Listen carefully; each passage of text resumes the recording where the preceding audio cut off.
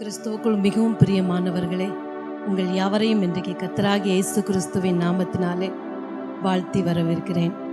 இன்றைக்கும் தேவ செய்தி இப்போ நம்ம எல்லாம் கேட்க போகிற நேரம்.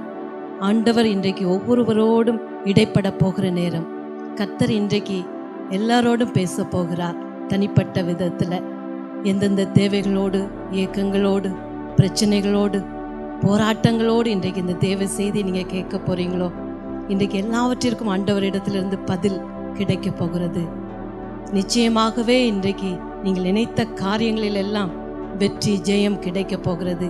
இதுவரைக்கும் தோற்று போன காரியத்தில் இந்த நாளிலிருந்து ஒரு வெற்றியின் துவக்க நாளாய் மாற்றப்பட போகிறது. இன்றைக்கு ஆண்டவர் உங்களோடு கூட அதைத்தான் பேச போகிறார். இன்றைக்கு கவலையோடு, கலக்கத்தோடு இருக்கிறீங்களா? இன்றைக்கு ஆமென், ஆண்டவர் செய்தியை கேட்க வந்திருக்கிற ஒவ்வொருவருக்குள்ளும் இன்றைக்கு தேவ பிரசன்னம் இடைப்பட போகிறது.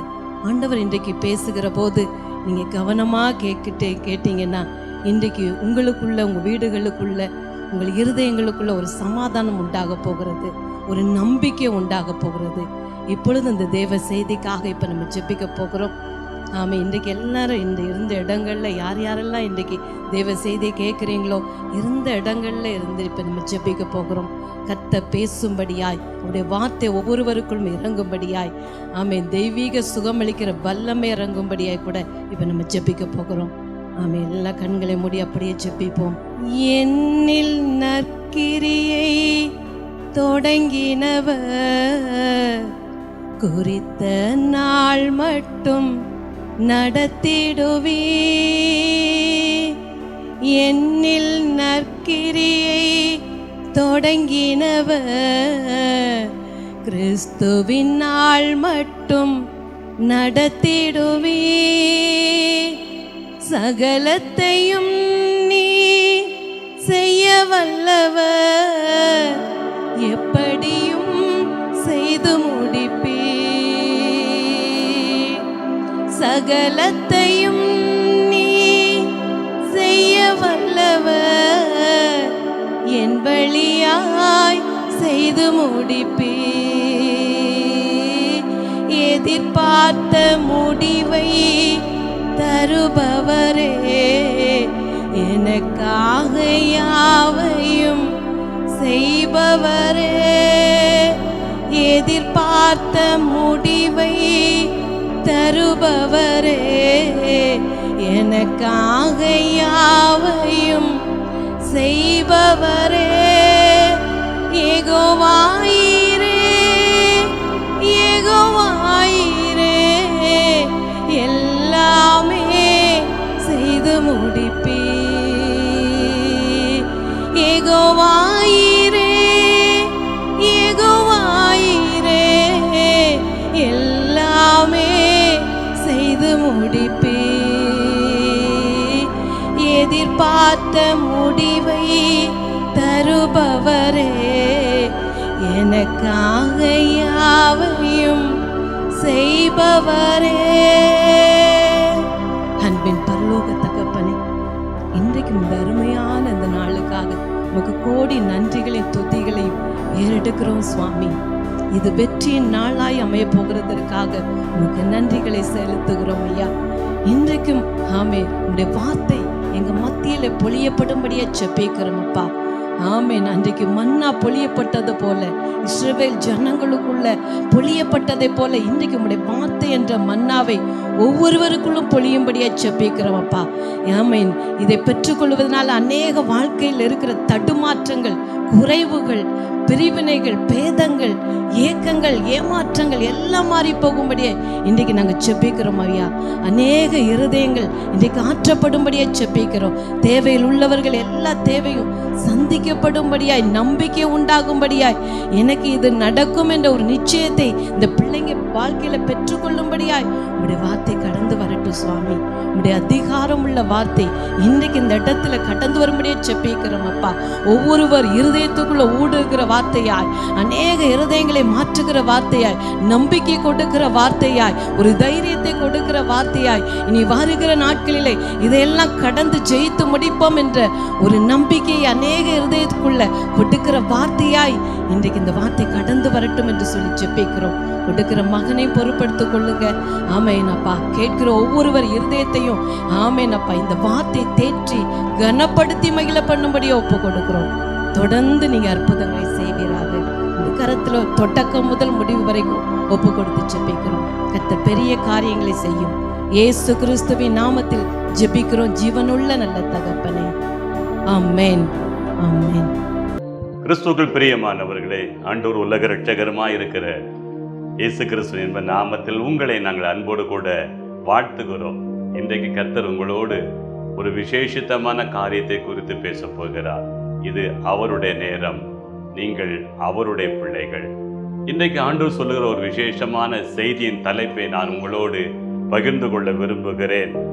உனக்கு ஒரு நல்ல முடிவு வரப்போகிறது. பிரியமானவர்களே, உங்களுக்கு ஒரு நல்ல முடிவு வரப்போகிறது. உங்க வாழ்க்கையிலே முடிவுக்காக காத்திருக்கிறீர்கள். வேலையின் காரியங்களிலே, வீட்டின் காரியங்களிலே, தேவையின் காரியங்களிலே ஒரு முடிவு, நல்ல முடிவு வருமா காத்திருக்கிறீங்க. உங்களுக்கு தான் ஆண்டவர் சொல்லுகிறார், உங்களுக்கு ஒரு நல்ல முடிவு வரப்போகிறது.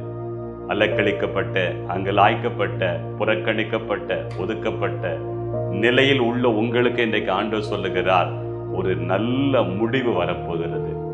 பரீட்சை எழுதின, எக்ஸாம் எழுதின ஒரு மாணவன் முடிவை எதிர்பார்த்து காத்திருப்பதை போல நீங்க காத்திருக்கிறீங்க. வரன் பார்த்து விட்டு, உங்கள் பெண்ணை வரன் பார்த்து விட்டு, உங்களுடைய மகனை வரன் பார்த்து விட்டு சென்றவர்கள் ஒரு நல்ல முடிவு சொல்வார்களா என்று எதிர்பார்த்து காத்திருக்கிறதை போல காத்திருக்கிற உங்களுக்கு இன்றைக்கு ஆண்டவர் சொல்லுகிற ஒரு விசேஷமான செய்தி. இது அவர் உன்னோடு பேசுகிற நேரம். எடுத்துக்கொள்ளும் பிரியமானவர்களே, நீதிமொழிகளின் புஸ்தகம் 23ஆம் அதிகாரம். எடுத்தவங்க எல்லாரும் அந்த ஆண்டுடைய வேதத்தை வாசிப்போம். 18வது வேத வசனம்.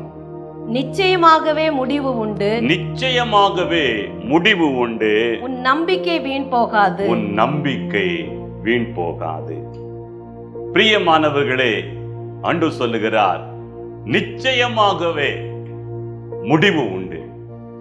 இதுவரைக்கும் முடிவு இல்லை. இதுவரைக்கும் முடிவை நீ யோசிக்க முடியல. இதுவரைக்கும் முடிவு உண்டா என்று நீ காண முடியவில்லை.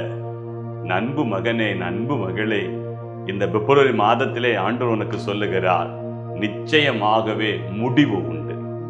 பல வருஷமா இருக்கிற பிரச்சனை, பல வருஷமா இருக்கிற வியாதி, பல வருஷமா இருக்கிற குடும்ப சண்டை, பல வருஷமா இருக்கிற சொத்து பிரச்சனை, பல வருஷமா இருக்கிற பகை, ஆண்டவர் எல்லாவற்றையும் மாற்றி நிச்சயமாக ஒரு முடிவை கொடுக்க போகிறார். அல்லேலூயா. அந்த முடிவு எப்படியா இருக்கும் என்று கூட நீங்கள் யோசிக்கலாம்.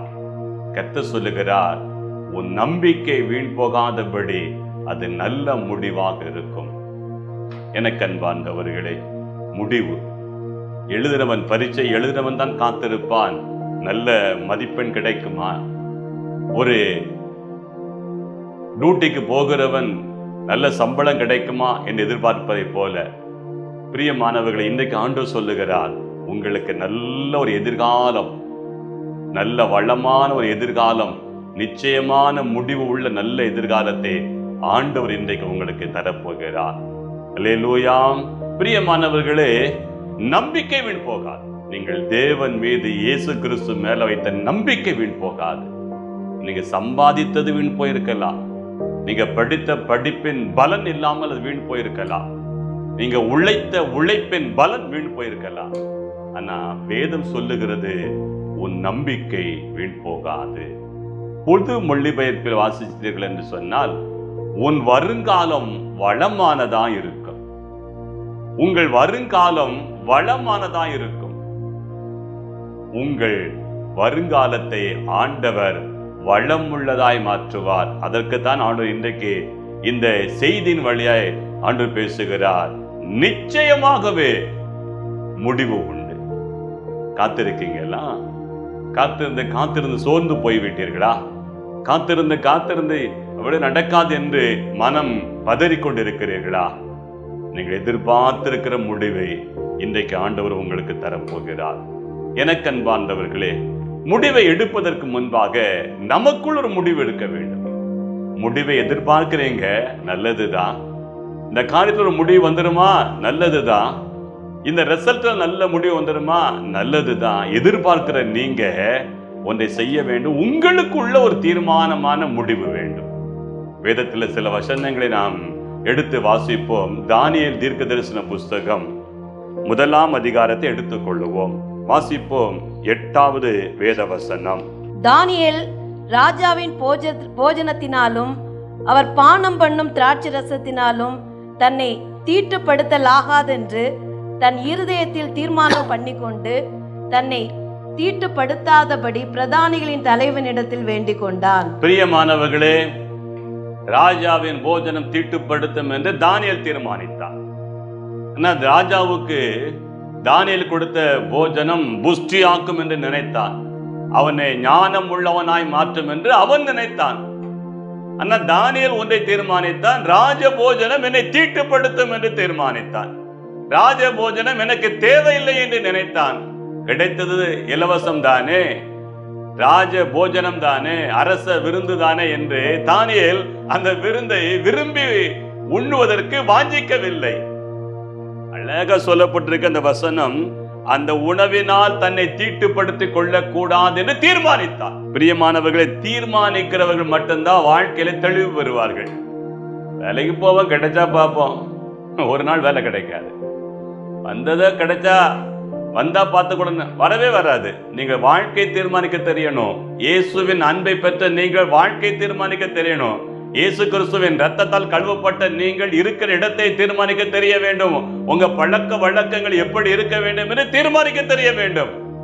இருப்பது அரண்மனை வாழ்வு, ஆனால் வாழ்வது தேவ சித்தத்தின்படியான வாழ்வு இருக்க வேண்டும் என்று தானியேல் தீர்மானித்தான். வாசிக்க போகிறோம். 12வது வசனம் வாசிப்போம். 10 நாள் வரைக்கும் உமது அடியாரை சோதித்து பாரும். பிரியமானவர்களே, தீர்மானித்த தானியேல் அங்கே போய் பேசுற போது கருத்துக்களை சொன்னானே தவிர அங்கே கட்டாயப்படுத்தவில்லை. 10 நாள் வரைக்கும் உமது அடியானை சோதித்து பாரும். எங்களுக்கு புசிக்க பருப்பு முதலான மரக்கறிகளையும் குடிக்க தண்ணீரையும் கொடுத்து எங்கள் முகங்களையும் ராஜ போஜனத்தில் புசிக்கிற வாலிபடும் முகங்களை ஒத்து பாரும். பின்பு நீர் காண்கிறபடி உமது அடியாருக்கு செய்யும் என்றான். எனக்கு அன்பார்ந்தவர்களே, இப்படித்தான் நான் சாப்பிடுவேன், இதைத்தான் நான் தீர்மானித்திருக்கிறேன் என்று அதை வற்புறுத்தி கட்டாயப்படுத்தி தானியேல் சொல்லவில்லை. அழகாய் சொன்னான், ஒரு 10 நாளைக்கு எங்களுக்கு மரக்காய்கறி கொடுங்க, 10 நாள் அதை நாங்க சாப்பிடுறோம், எங்க முகத்தையும் பாருங்கள். அந்த ராஜ உணவு, அந்த அரசு உணவு உண்ணுகிற அந்த மற்றவர்களின் முகத்தையும் பாருங்கள். உங்களுக்குள்ள தீர்மானம் வரும், பார்க்கிற உங்களுக்குள்ள தீர்மானம் வரும், அந்த தீர்மானத்தின்படியே செய்யுங்கள் என்று நல்ல ஒரு அறிவுரையான ஆலோசனை சொன்னான். பிரியமானவர்களே, இதற்கு அந்த மனிதன், அந்த அரசு அலுவலன் சம்மதித்தான். வாசிப்போம், 15வது வசனம் வாசிப்போம். 10 நாள் சென்ற பின்பு 10 நாள் சென்ற பின்பு ராஜ போஜனத்தை புசித்த எல்லா வாலிபரை பார்க்கிலும் அவர் முகம் களையுள்ளதாயும் சரீரம் புஷ்டியுள்ளதாயும் காணப்பட்டது. ஹல்லேலூயா! தீர்மானித்தவன் தானியேல், அதை புரிந்து கொள்ளும்படி பக்குவமாய் சொன்னவனும் தானியேல் தான். இப்போது செயல்படுத்தி காட்டின பின்பு, செய்து முடித்த பின்பு, எல்லா முகங்களை விட, எல்லா சரீரத்தில் அந்த புஷ்டியை விட தானியேலும் தானியேலோடு இருந்தவர்களும் களை உள்ளவர்களாய் புஷ்டி உள்ளவர்களாய் இருந்தார்கள் என்று வேதம் சொல்லுகிறது. பிரியமானவர்களே, நீங்க தீர்மானம் பண்ணுங்க, வாழ்க்கைய ஆண்டவரோடு இணைத்து வாழ்க்கையை தீர்மானம் பண்ணுங்க. ராஜபோஜனம் தானே, வெளுத்து கட்டுவோம், நல்ல சாப்பிடுவோம் என்று கிடைக்கிற போது அனுபவிப்போம் என்று வாழல. நான் எதை உண்ண வேண்டும், எதை உண்ணக்கூடாது, நான் எதை சாப்பிட வேண்டும், நான் எதை சாப்பிடக்கூடாது, நான் எப்படி வாழ வேண்டும், நான் எப்படி வாழக்கூடாது என்று ராஜாவோட அரண்மனையில வாழ்ந்தாலும் தானியேல் தான் எப்படி இருக்க வேண்டும் என்று முடிவு பண்ணி கொண்டான். அந்த முடிவுதான் அவன் வாழ்க்கையிலே அற்புதங்களை செய்ய வைத்தது. உங்களுக்கு வாழ்க்கையில முடிவே எடுக்க தெரியல. யாரு சொன்னாலும் செய்றீங்க, யாரு கூப்பிட்டாலும் போறீங்க, யாரு சொன்னாலும் நல்லதுன்னு நினைக்கிறீங்க. பிரியமானவர்களே, உங்களுக்கு உகந்தது எது, ஆண்டவர் உனக்கு குறித்தது எது, ஆண்டவர் வாழ்க்கையில தீர்மானித்தது எது என்று நீ அறிந்து கொள்ள முயற்சி பண்ணு. நீ அதை தேவ சமூகத்துல விண்ணப்பித்து ஜெபித்து புரிந்து கொள். தானியேலின் தீர்மானம் அவன் வாழ்க்கையிலே நல்ல முடிவை கொண்டு வந்தது. அவன் நம்பிக்கை வீண் போகல. நடந்தது என்ன என்று பார்த்தால் வாசிப்போம். இப்போது அந்த நாட்கள் முடிந்த பின்பு ராஜாவுக்கு முன்பாக தானியேலுடன் இருந்த அநேக வாலிபர்களும் நிறுத்தப்பட்டார்கள். ராஜா எல்லாரையும் பார்த்ததை போல தானியேலை பார்த்தான். ஆனா என்ன வெளிப்பட்டது என்று சொன்னால் வாசிப்போம், 17ஆம் வசனம் வாசிப்போம். இந்த 4 வாலிபருக்கும் தேவன் சகல எழுத்திலும் ஞானத்திலும் அறிவையும் சாமர்த்தியத்தையும் கொடுத்தார். தானியேலை சகல தரிசனங்களையும் சொப்பனங்களையும் அறியத்தக்க அறிவுள்ளவனாக்கினார்.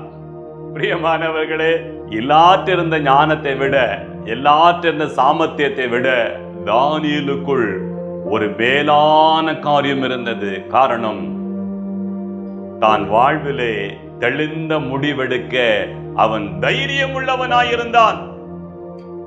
அதிகாரம் உள்ள அரண்மனையிலே வாழ்ந்தாலும் நான் ஆண்டவருக்கு அதிகாரத்தில் அடிபணிந்து வாழ தெரிந்து கொள்ளப்பட்ட தீர்க்கதரிசி, தெரிந்து கொள்ளப்பட்ட மனிதன் என்றவன் அறிந்து கொண்டு அவன் வாழ்க்கையிலே தெளிந்த நீரோடையை போல வாழ தீர்மானித்தான். பாருங்க பிரியமானவர்களே, எல்லாரை விட, எல்லா வாலிபர்களை விட இவங்கிட்ட ஒரு விசேஷ சாமர்த்தியம் இருந்தது, ஞானம் இருந்தது. ராஜா கண்டறிந்தான். அடுத்த வசனம் சொல்லப்பட்டிருக்கு, வாசிப்போம். 20ஆம் வசனம் வாசிப்போம்.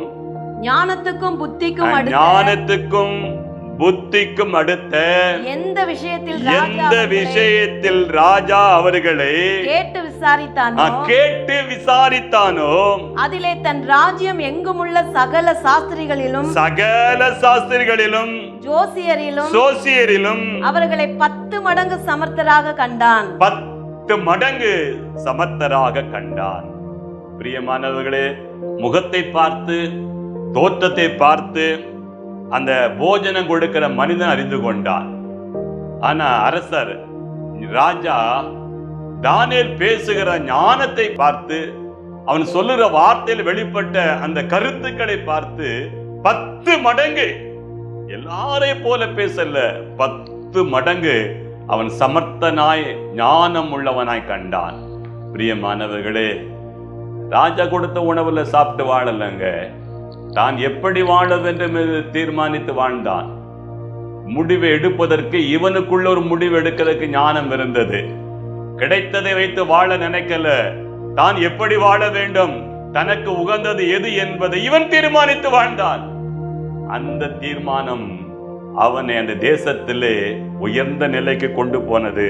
பிரியமானவர்களே, எல்லாரை போல உடல் உள்ளம் இருந்தாலும் அதில் வெளிப்பட்ட ஞானம் ஒரு விலையேற பெற்றதாய் இருந்தது. உனக்கு ஆண்டவர் சொல்லுகிறார், இந்த செய்தியை கேட்கிற என் அன்பு சகோதரனே, என் அன்பு சகோதரியே, உனக்கு ஆண்டவர் சொல்லுகிறார், நீ சமர்த்தனாய் இருக்க வேண்டும் என்று சொன்னால் நீ எப்படி வாழ வேண்டும் என்பதை தீர்மானித்துக்கொள். லஞ்சம் வாங்க வேணும், அங்க லஞ்சம் வாங்காட்ட வாழ முடியாது. இல்ல, நான் லஞ்சம் வாங்க மாட்டேன் என்று நீ தீர்மானித்துக்கொள். இல்ல, இங்க எல்லாரையும் போலத்தான் இருக்க முடியும், நான் எல்லாம் தனியா இருந்தா எல்லாரும் என்னை கேவலப்படுத்துவாங்க. பயப்படாத, சிங்கத்தின் குகையிலே தானியேல் இருந்தாலும் கர்த்தர் என்னோடு இருக்கிறார் என்று நினைத்தான். ஆகவே சிங்கத்தின் வாயை தானியேல் கட்டல, தானியேல் தேவனை நோக்கிதான் ஜெபித்தான். கர்த்தர் சிங்கத்தின் வாயை கட்ட தூதன் அனுப்பினார். பயப்படாதீங்க. உங்க ஆபீஸ்ல உங்களுக்கு விரோதமாய் பலர் எழும்பி நிற்கலாம், குடும்பத்துல பலர் உங்களுக்கு விரோதமாய் எழும்பி நிற்கலாம். நீங்க சம்பாதித்த பணத்தை அனுபவிக்க கூடாது என்பதற்காக அதை அபகரிக்கும்படியாய் பலர் எழும்பி நிற்கலாம். நீங்களும் மருத்துவமனைக்கு போய் வந்து வியாதி முற்றி வேதனையோடு நீங்க கலைக்கு கொண்டு நிற்கலாம். இப்போது கர்த்தருடைய வார்த்தை கேட்கிற உங்களுக்கு தான் ஆண்டவர் சொல்லுகிறார், ஒரு நல்ல முடிவு ஆண்டவர் உங்களுக்கு கொடுக்க போகிறார். நல்ல சமாதானம் ஆண்டவர் கொடுக்க போகிறார். ஒரு நல்ல கிருபை உனக்கு ஆண்டவர் கொடுக்க போகிறார். ஆமே, நீங்கள் தோத்து போன நாட்கள் முடிய போகிறது. இனி நீங்கள் வெற்றி பெறுகிற நாட்கள் உங்களுக்கு வரப்போகிறது. இதைத்தான் ஆண்டவர் இன்றைக்கு சொல்லுகிறார். உனக்கு ஒரு நல்ல முடிவு வரப்போகிறது. உன் குடும்பத்தில் நல்ல முடிவு வரப்போகிறது.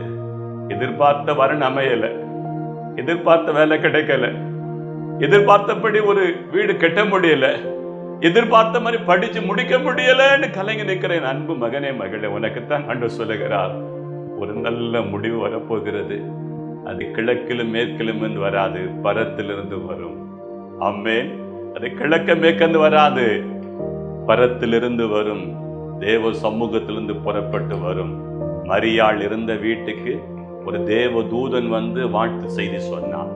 நீ இருக்கிற காரியத்திலே, நீ தேடிக் கொண்டிருக்கிற காரியத்திலே கர்த்தரே உனக்கு சகாயம் பண்ணும்படி தன்னுடைய வார்த்தையை அனுப்ப போகிறார். இன்றைக்கு உனக்கு செய்ய போகிறார். அவர் சொல்லுகிறார் பாருங்க, 10 மடங்கு ஒரு விசேஷித்த ஞானம் தானியேலுக்கு இருந்தது. 2ஆம் அதிகாரத்துல வாசிப்போம். 2ஆம் அதிகாரத்தில் 48ஆம் வசனமும் 49 வாசிப்போம். பின்பு ராஜா தானியேலை பெரியவனாக்கி அவனுக்கு அநேக சிறந்த வெகுமதிகளை கொடுத்து அவனை பாபிலோன் மாகாணம் முழுதுக்கும் அதிபதியாகவும் பாபிலோனில் உள்ள சகல ஞானிகளின் மேலும் பிரதான அதிகாரியாகவும் நியமித்தான். பாருங்க பிரியமானவர்களே, அவனுக்கு கிடைத்தது அதிபதி, பிரதானி என்ற நல்ல விலையேற பெற்ற பதவி கிடைத்தது. நல்ல சொன்னா நல்ல முடிவு கிடைத்தது. தானியேல் ராஜாவை வேண்டிக் கொண்டதின் பேரில் அவன் சாத்ராக், மேஷாக், ஆபேத் நேகையும் பாபிலோன் மகாணத்து காரியங்களை விசாரிக்கும்படி வைத்தான். ஆமென், அல்லேலூயா. பிரியமானவர்களே, உங்களுக்கு ஆண்டவர் சொல்லுகிறார், நீயும் மேன்மை அடைய வேண்டுமா? நீங்களும் உயர்வு அடைய வேண்டுமா? நீங்களும் ஆண்டவர் கரத்திலிருந்து நல்ல பலன் பெற வேண்டுமா? ஆண்டவர் முடிவெடுக்கிற காரியத்தில் நீங்கள் முடிவெடுக்க தீர்மானிங்கள். நீங்க உபவாசம் இருந்து ஜெபிக்கணும் தீர்மானிப்பீங்க. முதல் நாளே தீர்மானிச்சிருப்பீங்க. மறுநாள் காலையில நீங்க ஜெபம் பண்ண ஆரம்பித்தால் உங்களுக்கு அபிஷேகமோ இல்ல கிருபையோ வருவதற்கு முன்பு பசிதான் வரும். பசி வரும்போது நீங்க நினைக்கலாம், சாத்தான் என்னை ரொம்ப சோதிக்கிறான்னு நினைக்கலாம்.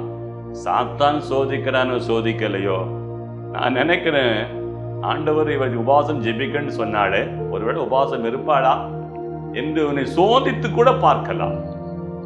உங்களை தேடி எங்கேயோ சமைக்கிற உணவின் அந்த நறுமணம் வரலாம். இல்ல உங்க வீட்டுக்கே நல்ல ஒரு ருசியுள்ள ஆகாரம் கூட வீட்டுக்கு வரலாம். என கண்பார்ந்தவர்களே, நீங்கள் எடுத்த தீர்மானத்தில் நிலைத்திருந்தால் தான் உபவாசிப்பீர்கள், ஜெயிப்பீர்கள்.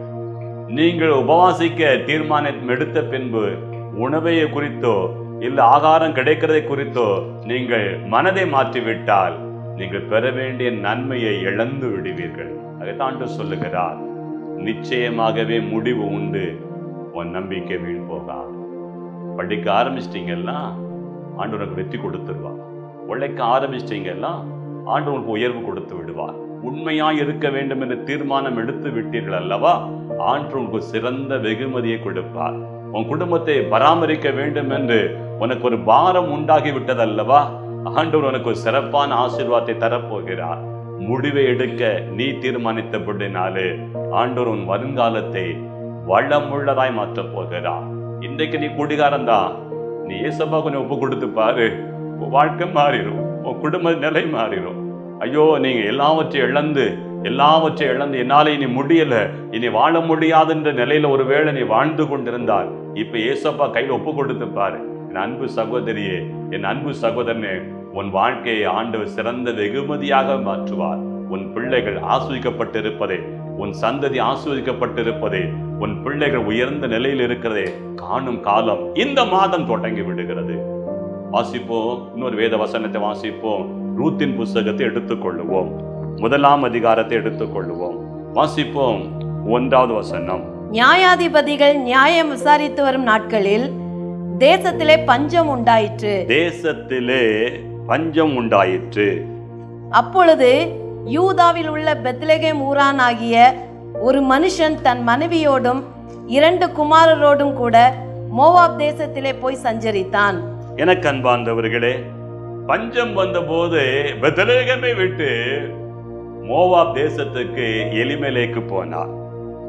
தன் மனைவியோடும் தன் 2 பிள்ளைகளோடும் பஞ்சம் பிழைக்க போனார். பஞ்சம் கொடிதாய் இருந்தது. பஞ்ச காலத்தில் பரிதவிப்போம். கடந்த மாதங்களில் மழை பயங்கரமாய் பெய்தது. வீட்டை சுற்றி தண்ணீர் இருந்தது. ஆனா அங்க இருக்கிற மனிதனுக்கு குடிக்க தண்ணீர் இல்லை. வீட்டை சுற்றி தண்ணீர் பெருவெள்ளமாய் கிடந்தது. அவனுக்கு குடிக்க தண்ணீர் இல்லை.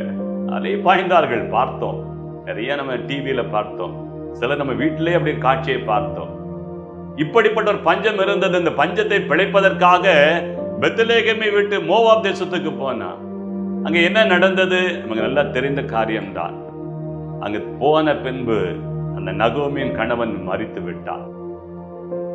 அந்த தேசத்திலே தன் 2 பிள்ளைகளுக்கும் அவள் திருமணம் பண்ணினாள். சில மொத்தம் இருந்து 10 ஆண்டுகள் தான்.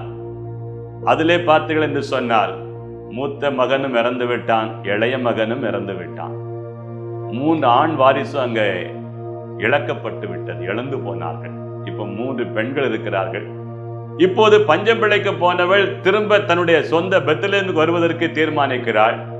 ஆகவே தன் மருமக்கமாரே, உங்க வீட்டுக்கு போங்க, உங்க வாழ்க்கையை தேர்ந்தெடுத்துக் கொள்ளுங்கள், இனி என்னால் உங்களுக்கு ஒன்றும் செய்ய முடியாது என்ற வார்த்தையை சொல்லி அவள் புறக்கணிக்கிறாள். ஒருத்தி போய்விட்டாள், இன்னும் ஒருத்தி நான் போக மாட்டேன் என்று சொன்னாள். அவள் தான் ரூத். அவள் சொன்ன வார்த்தையை பார்த்தீர்கள் என்று சொன்னால் அவளுக்குள்ள நல்ல தெளிந்த தீர்மானம் இருந்தது. வாசிப்போம், 18ஆம் வசனம் வாசிப்போம். அவள் தன்னோடு கூட வர மன உறுதியாய் இருக்கிறதை கண்டு, பாருங்க தீர்மானம் அவளுடைய தெளிவா இருந்துச்சு. வாழ வந்த வீட்டிலே வாழ்ந்து விட வேண்டும் என்று தீர்மானம் தெளிவாய் இருந்தது. தனக்கு கணவன் இல்லையே, தனக்கு கிடைத்தது இல்லையே, தன் எதிர்காலம் ஒன்றுமே இல்லை என்று பின்வாங்கி போகிற மனநிலை துளி அளவுக்கு ரூத்துக்கு இல்லைங்க. இன்னைக்கு உனக்கு எனக்கும் மன உறுதி இல்லையே, குடும்பத்துல சரியில்லையே, பிள்ளைகள் சரியில்லையே, புருஷன் சரியில்லையே, மனைவி சரியில்லையே என்று பின்வாங்கித்தானே ஓடி போக நிற்கிறோம். நின்று ஜெயிக்க தெரியவில்லையே. மன உறுதியா இருந்தவள் ரூத். உனக்காண்டு சொல்லுகிறார், வாழ்க்கையில மன உறுதியா இருங்க பிரியமானவரே. வாசிப்போம், 19ஆம் வசனம் வாசிப்போம். அப்படியே இருவரும் பெத்லகேம் மட்டும் நடந்து போனார்கள். அவர்கள் பெத்லகேமுக்கு வந்தபோது ஊரார் எல்லாரும் அவர்களை குறித்து ஆச்சரியப்பட்டு, இவள் நகோமியோ என்று பேசிக் கொண்டார்கள். அதற்கு அவள், நீங்கள் என்னை நகோமி என்று சொல்லாமல் மாறாள் என்று சொல்லுங்கள், சர்வ வல்லவர் எனக்கு மிகுந்த கசப்பை கட்டளையிட்டார். பிரியமானவர்களே, பஞ்சம் பிழைக்க போனவள் எல்லாம் இழந்து தன் திரும்ப பெத்லகேமுக்கு வந்த போது அவளை பார்த்தவுடனே நகோமி தானே என்றார்கள் ஆச்சரியப்பட்டு. அவள் சொன்னாள், என்னை நகோமி என்று சொல்லாதீர்கள். நகோமி என்றால் இன்பம் என்று அர்த்தம். அவள் சொன்னா, என்னை நகோமி என்று சொல்லாதீர்கள், என்னை மாறா என்று சொல்லுங்கள். என் வாழ்வு கசந்து விட்டது, என் வாழ்வு கசந்து விட்டது.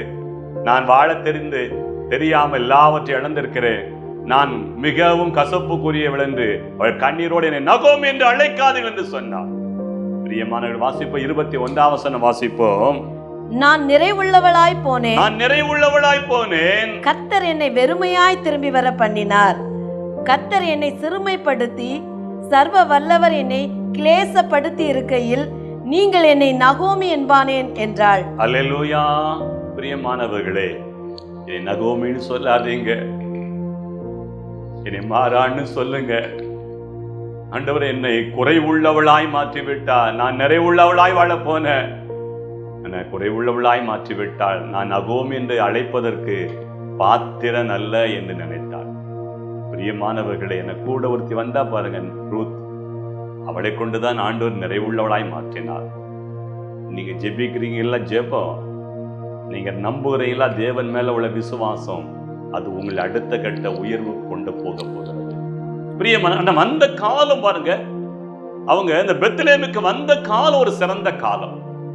இன்றைக்கு கர்த்தருடைய வார்த்தையை கேட்கிறீங்க, ஆண்டவருடைய வார்த்தையை கேட்கிறீங்கல்ல, இது நல்ல ஒரு பாக்கியம் உங்களுக்கு. ஒருவேளை நீங்க அறியாம கூட இது பார்க்க வாய்ப்பு உங்களுக்கு உண்டாயிருக்கலாம். இது தேவன், என் ஆண்டவர் உங்களை தீர்மானம் பண்ணி கேட்க வைக்கிறார். அவர் ரூத்து வாழ்க்கையில செய்ததை போல இன்றைக்கு இந்த வார்த்தை கொண்டு உன்னை தேற்ற போகிறார். வாசிங்க, அடுத்த வசனம் வாசிப்போம். இப்படி நகோமி மோவாபிய ஸ்திரியான தன் மருமகள் ரூத்தோடும் கூட மோவாப் தேசத்திலிருந்து திரும்பி வந்தாள். வார்கோதுமை அறுப்பின் துவக்கத்தில் அவர்கள் பெத்லகேமுக்கு வந்தார்கள். எப்ப வந்தாங்க? வார்கோதுமை அறுப்பின் காலத்திலே வந்தாங்க. அறுவடை பண்ணுகிற காலத்துல வந்தாங்க. களஞ்சியத்தை நிரப்புற காலத்துல வந்தாங்க. உங்களுக்கு ஆண்டவர் செய்ய போகிறாருங்க. நீங்க பலன் பெறுகிற காலம், நீங்க வெற்றி பெறுகிற காலம், நீ உயருகிற காலம், உழைப்பின் பலனை அறுவடை பண்ணுற காலம், உங்களுக்கு இந்த காலம். ரூத் வாழ்க்கையில கிடைத்தது, ரூத் வாழ்க்கையில் நிறைவேறுது. இன்றைக்கு உங்க வாழ்க்கையாண்டு நிறைவேறத்தான் இன்றைக்கு சொல்லுகிறார். நிச்சயமாகவே முடிவு உண்டு. வந்தவளுக்கு பாருங்க ஒரு திருமணமும் நடந்தது. வந்தவளுக்கு பாருங்க ஒரு வாழ்க்கையும் தொடங்கியது, குழந்தையும் கிடைத்தது. ஆமே, ஆண்டவரை துதிக்கிற வாக்கியமும் கிடைத்தது. 4ஆம் அதிகாரத்தில் நீங்க வாசித்து பார்த்து கொள்ளுங்க. பிரியமானவர்களே, உங்களுக்கு நீங்க ஆண்டவர் சொல்லுகிறார், உங்களுக்கு ஒரு நல்ல முடிவு வரப்போகிறது. நீங்க தீர்மானம் பண்ணி கொள்ளுங்கள். நீங்க உறுதியா இருங்க. நீங்க ஜெயிக்க போறீங்க. நீங்க சம்பாதிக்க போறீங்க. நீங்க வீட்டை கட்டி முடிக்க போறீங்க. நீங்க ஆசீர்வாதமா இருக்க போறீங்க. உங்க பிள்ளைகள் உயர்ந்திருக்க போறாங்க. நோய் இல்லாத நல்ல வாழ்க்கை நீங்க வாழ போறீங்க. கடன் இல்லாத நல்ல வாழ்க்கை வாழ போறீங்க. அதை கர்த்தரே செய்ய போகிறார். ஒரு வேத வசனம் வாசித்து நாம் முடிக்க போகிறோம். எடுத்துக்கொள்வோம். யோபின் புஸ்தகம் 8ஆம் அதிகாரம் 7வது வேத வசனம். உம்முடைய துவக்கம் அற்பமாயிருந்தாலும், உம்முடைய துவக்கம் அற்பமாயிருந்தாலும் உம்முடைய முடிவு சம்பூர்ணமாயிருக்கும். கர்த்தர் உங்களுக்கு கொடுக்க போகிற முடிவு சம்பூரணம். கண்களை மூடுவோம், நாம் ஜெபிப்போம். கர்த்தர் உங்களை ஆஸ்வதிக்க போகிறார். பயபக்தியோடு தேவ சம்பந்தம் முழங்கால் படியிடுங்க. உங்க பிள்ளைகள் இருந்தா வீட்டுல கூப்பிட்டு பக்கத்துல முழங்கால் படியிட வைங்க. கர்த்தருடைய வல்லமை இப்படி இறங்கி வரும். தீயது அகலும், நல்லது உங்களுக்குள்ளே தோன்றும். அன்பின் பரலோக நல்ல பிதாவே, நன்றி நிறைந்த இதயத்தோடு என் ஜனங்களுக்காய் ஜெபிக்கிறேன். நிச்சயமாகவே முடிவு உண்டு, உன் நம்பிக்கை வீண் போகாது என்று சொன்னவர் இந்த பிள்ளைகளுக்கு ஒரு நல்ல காரியத்தை தொடங்குவீராக. ஆத்மாவில் இருக்கிற பாரம் விலகட்டும், எங்க தலைமையில இருக்கிற சுமை விலகட்டும். ஆமே, கணவனை இழந்து விட்டேனே, என் வாழ்க்கை தரித்திரத்தில் இருக்கிறதே, நான் எப்படி என் பிள்ளைகளை திருமணம் பண்ணி கொடுப்பேன் அங்கலாய்க்கிற மகளுக்கு என் ஆண்டவர் நல்ல முடிவை கொடுத்து மகிழ பண்ணுவீராக. விதைத்து விதைத்து உழைத்து உழைத்து எல்லாவற்றையும் இழந்து இன்றைக்கு வெறுமையாய் நிற்கிறேனே என்று நினைக்கிற இந்த மகனுக்காக நான் ஜெபிக்கிறேன். ஆண்டவர் பரிபூர்ண பலனை பெற்றுக்கொள்ள உதவி செய்வீராக. பல எக்ஸாம் எழுதி விட்டேன், பல இன்டர்வியூ போய்விட்டு, பல முறை பல தேர்வில் பங்கெடுத்து என் வாழ்க்கையில ஒன்றுமே சாதிக்க முடியவில்லையே என்று தோற்று போயிருக்கிற மகனுக்கு ஆண்டவர் இன்றைக்கு நல்ல ஒரு முடிவை கொடுத்து நல்ல ஒரு ப்ரமோஷன் உள்ள, பதவி உள்ள, நல்ல சம்பளம் உள்ள ஒரு வேலை இந்த மகனுக்கு கட்டளையிடுவீராக. இதுவரைக்கும் இல்லாத ஒரு நன்மைகள் இந்த வீட்டில் இன்றைக்கு தொடங்குவதாக.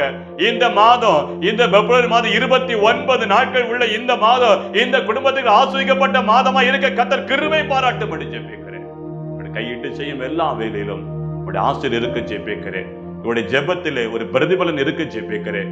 ஊழியத்தை தாங்குகிற அந்த காணிக்கைக்கு ஏற்ற நல்ல பலன் உடைய குடும்பத்தை சூழ்ந்து காத்துக்கொள்ளும்படி ஜெபிக்கிறேன்.